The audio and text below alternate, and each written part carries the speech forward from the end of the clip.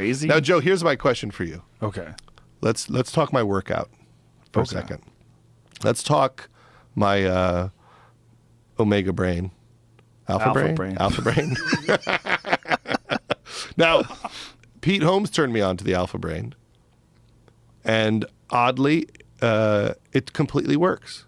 100%. And it's all based on science. I mean, we have double-blind, placebo-controlled studies. It's not something we invented in terms of like the actual nutrients and their response to human neurotransmitters. It's all been documented. People have known about nootropics for a long time now. And I always feel like I'm the perfect test case for a product like that, because most days I go in a room with 11 writers in the morning.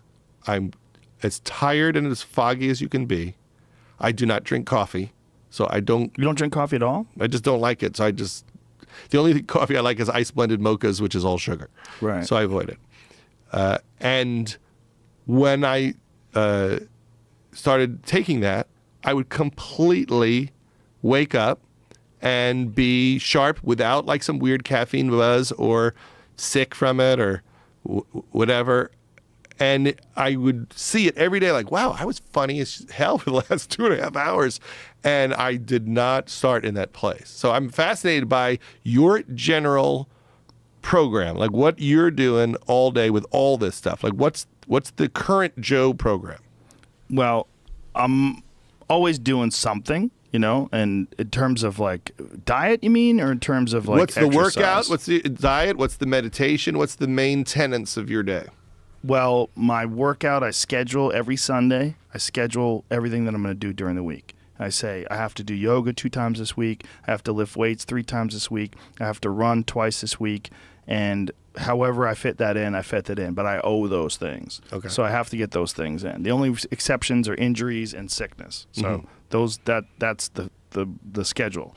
And then on top of that, there's other things that I enjoy doing: kickboxing, jiu-jitsu. Work those in when I can.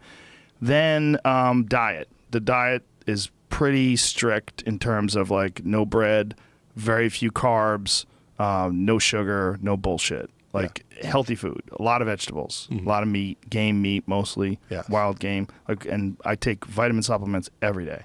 I take multivitamins, I take probiotics, I take vitamin B12 and D and a lot of different things. I just I do everything that I can to put my body and my brain in a good place, so that I'm keeping my engine smooth. I'm changing my oil. I'm changing my spark plugs. I'm making sure that it's operating. I mean, it's not going to be perfect, but I know that I've done my best to keep it working the best that it can. And who's the person that advises you on like nutrition? Is there a guy? Is there a woman? Who taught you how to do it? How do you do it? Well, there's a ton of people that I've used as a resource. There's a woman that I have on the podcast on a regular basis. Her name is Dr. Rhonda Patrick, and she's probably the best resource. Like, I sent her something the other day on some new study on saturated fats. Like, whenever there's some sort of an issue, there's a new study on cryotherapy or saunas. Like, the saunas are incredibly effective. I don't know if you ever you have just a sauna. Got one. Oh, so like huge. With the UV rays, or what is it? What is it called? Not ultraviolet. Infrared. Infrared. Yes. We just got one of those. Saunas are giant. You know, the raising of the body temperature like that, and the heat shock proteins, incredibly beneficial to your body. There was a study that they put out recently that showed a 40% decrease in mortality from all causes due to people who take regular sauna. Like, it just literally keeps your body healthier. Yep. Like, wow. Having that massive exposure to heat and your body producing these heat shock proteins, it reduces inflammation.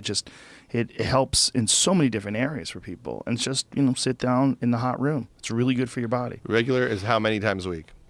For sauna, I think they were saying 4 times a week. Wow. But I mean, how hard is that, man? Just force yourself to sit in it. I mean, if you have it at home in particular, or if at your gym, just go there and sit in that fucker for 15 minutes. It doesn't take long.